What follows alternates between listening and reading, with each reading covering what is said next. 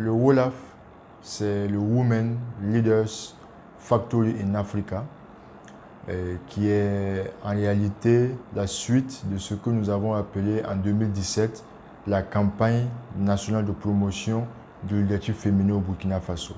Donc c'est cet événement qui comporte essentiellement 4 activités. La première activité, c'est ce que nous appelons le dialogue intergénérationnel au niveau régional, qui font en sorte que l'équipe de la campagne se déplace dans les différentes régions où nous identifions des femmes modèles de réussite issues de ces régions ou encore qui sont même dans ces localités-là pour avoir un échange avec des jeunes femmes leaders qui ont envie justement de suivre leurs traces. Donc généralement, nous avons entre 200 300 filles qui viennent échanger avec 3 femmes modèles de réussite. Nous avons pour cette année, dans le cadre de cette activité-là, nous réaliserons 5 dialogues intergénérationnels, donc 8 dialogues intergénérationnels dans 8 régions de notre pays.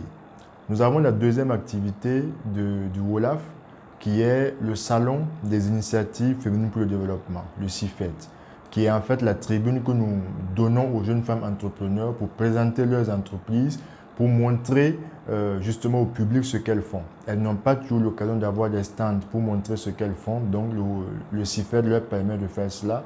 Et aux jeunes femmes de moins de 35 ans, nous leur permettons de participer à un concours au cours duquel les 3 meilleures initiatives sont choisies, entrent en incubation, sont accompagnées gratuitement pendant une année pour la maturation de leurs initiatives.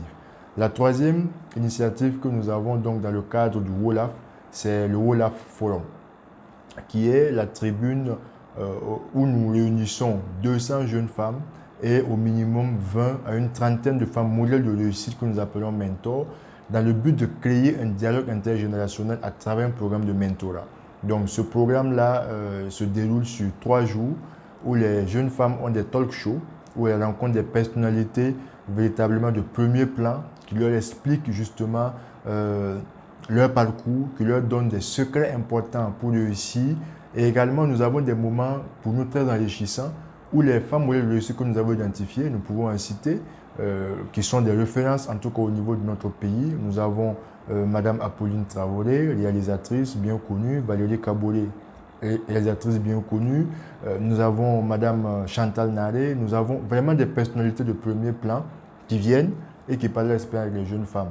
Et nous avons à la fin de ce processus-là la sélection définitive. Parce que nous lançons un appel à candidature en fait pour sélectionner les participantes au forum. Cette année, l'appel à candidature a été lancé. Nous avons reçu autour de 1200 candidatures. Nous retiendrons 200 jeunes filles qui participeront au forum.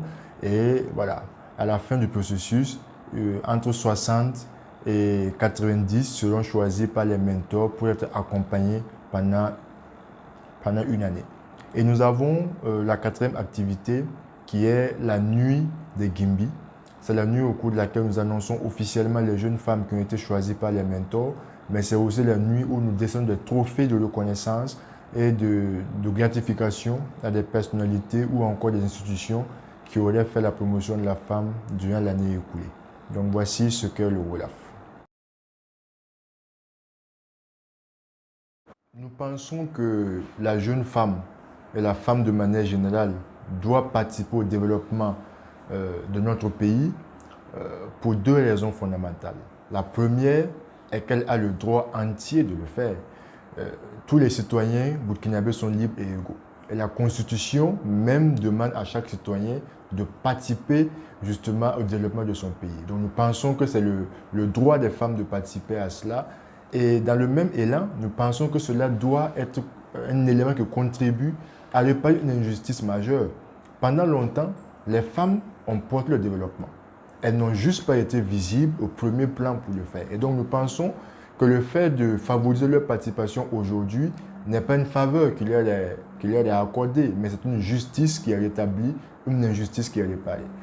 Si nous voulons nous développer, l'exemple le plus patent sont les pays scandinaves, lorsque nous les regardons aujourd'hui, en termes de participation de la femme, en termes de qualité de vie et de niveau de développement, nous sommes tentés de dire que sans les femmes, c'est évident que le monde continuera à trébucher. Et pour le cas du Burkina, nous pensons que lorsque nous pourrons atteindre l'équilibre où les femmes effectivement apportent au moins à 50% de leur contribution au développement, nous serons effectivement en phase de développement comme il se doit. Et donc pour nous, ce n'est vraiment pas une question, ce n'est pas une faveur, c'est un impératif de développement et nous devons faire en sorte que la jeune génération qui monte également comprenne que c'est ensemble, main dans la main, hommes et femmes, que nous contribuons au développement de notre pays.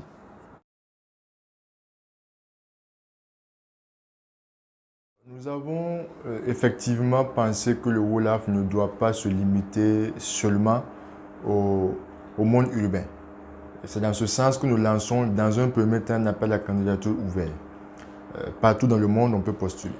C'est vrai aussi que lorsque nous lançons l'appel à candidature, celles qui sont favorisées sont celles qui ont accès à Internet, donc qui sont en milieu urbain, qui sont souvent allées dans des écoles beaucoup plus hautes.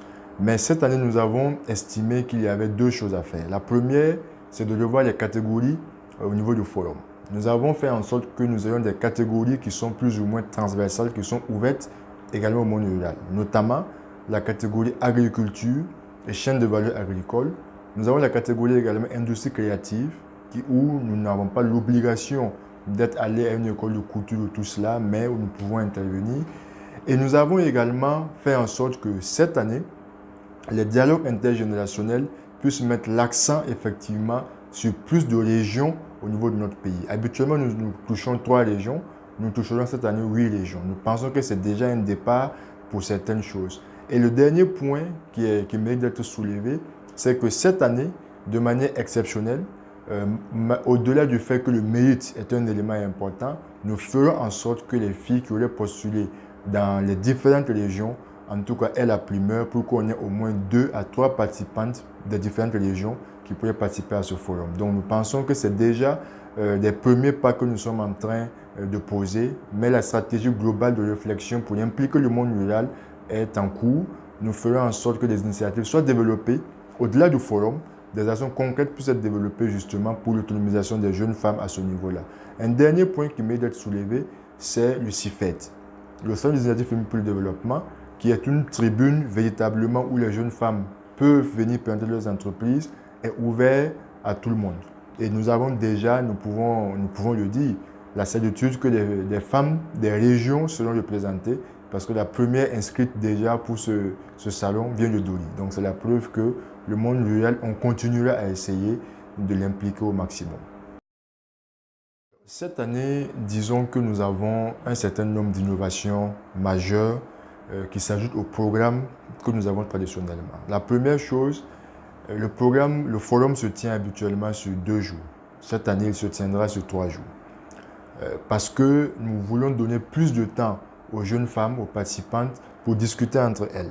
Cette année également, au cours du forum, il y aura un moment où elles vont discuter de la question de la participation de la jeune femme à la consolidation de la paix et la cohésion sociale au niveau du Burkina Faso. Nous pensons que cela est important dans le contexte que nous connaissons. Il est important de participer sur les questions politiques, les questions économiques, mais il est essentiel que la femme, ciment de la société, puisse effectivement se mettre en avant dans ces différentes actions-là. Cette année également, vous le savez, nous sommes dans 5 ans après la mise en œuvre des ODD. Nous sommes dans la dernière décennie avant donc 2030, et les Nations Unies l'ont appelé décennie de l'accélération des promesses. Et nous pensons effectivement que le WOLAF doit contribuer à cela. C'est pourquoi, au cours du WOLAF cette année, nous lancerons avec donc les Nations Unies la génération égalité. Les 10 années qui viennent seront pour nous, au niveau donc du WOLAF, des années réellement où nous travaillerons à faire en sorte que les promesses qui ont été faites soient effectivement tenues. Nous pensons aussi que la dimension donnée au WOLAF par les différents acteurs nationaux fait en sorte que dans la perspective du Burkina vers Beijing plus 25, vers également donc les ODD en 2030, le WOLAF fait partie des événements, tout comme ceux qui auront lieu à Paris, à Mexico, en Afrique du Sud, à Dakar. Le WOLAF également est un rendez-vous de Ouaga, un rendez-vous majeur qui doit faire sorte des conclusions majeures pour les populations burkinabées, pour les femmes de notre pays, qui pourraient justement être portées à ces différents rendez-vous-là. Nous pensons donc que le WOLAF apparaît un peu comme un forum, un petit forum préparatoire de ces différents événements et où la voix de la jeune femme est structurée et peut être utilisée, justement, peut être entendue au niveau international. La dernière innovation cette année, je l'ai un peu mentionné avec le concours de speech que les jeunes femmes auront au cours du forum, donc sur la consolidation de la paix, sera sanctionné par le prix Amina Mohamed. Amina Mohamed, qui est secrétaire adjoint des Nations Unies, qui est l'une des femmes les plus puissantes au niveau mondial, mais qui est aussi une femme engagée pour la paix au niveau du Sahel. Et nous pensons que cet exemple-là peut inspirer et doit inspirer les jeunes femmes. La finalité de ce prix, c'est que le projet qui sera présenté par les jeunes femmes et qui sera retenu sera accompagné pour être mis en œuvre sur l'année en cours. Nous pensons véritablement que c'est une dimension nouvelle parce que le WOLAF d'événement devient non seulement un événement, mais un support d'action concrète de développement pour notre pays. Nous tenons véritablement à remercier Blogueuse 226 qui nous fait donc l'honneur de parler du WOLAF. Nous sommes non seulement nous sommes réjouis à plus d'un titre de cela, et c'est pour nous l'occasion d'affirmer à travers votre exemple ce qui est fait en matière de promotion de la femme sur l'éthique. Les femmes sont en avant, et si elles sont en avant dans ce secteur-là, c'est un signal qui est donné dans les autres secteurs. Ça veut dire que la marche a commencé, elle va atteindre les autres secteurs certainement.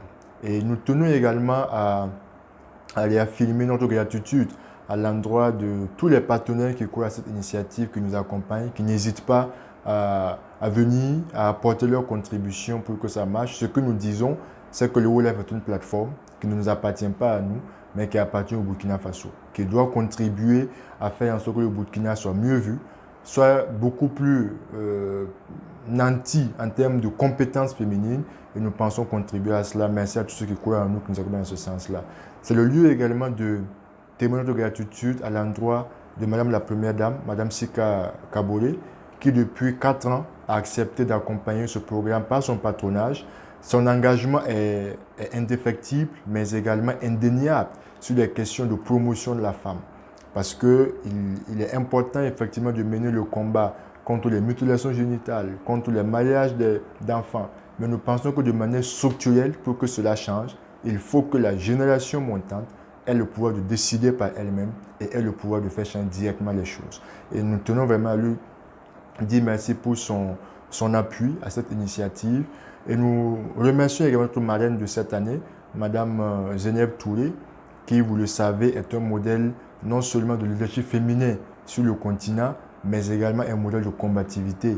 Vous vous souvenez que cette année, de manière officielle, elle a accepté d'annoncer sa victoire sur le cancer du sein. Ce qui était pour nous un acte fort qui dit que le cancer du sein peut toucher tout le monde, mais également qui peut être vaincu avec la détermination. Et nous, cette année, donc, Madame Zeynep Touré accepte de nous accompagner dans le cadre de ce programme-là. Et nous invitons donc les jeunes femmes qui ont déjà postulé. Merci, vous étiez 1200 à postuler. 200 seront retenues. Celles qui ne sont pas retenues pour le forum lui-même, nous offrons encore une dernière lucane pour participer à ce forum. À travers Job Connect, une innovation que nous instaurons. Les liens seront lancés bientôt. Vous pouvez encore postuler et vous aurez encore la chance d'être à cet événement qui est le vôtre. Merci.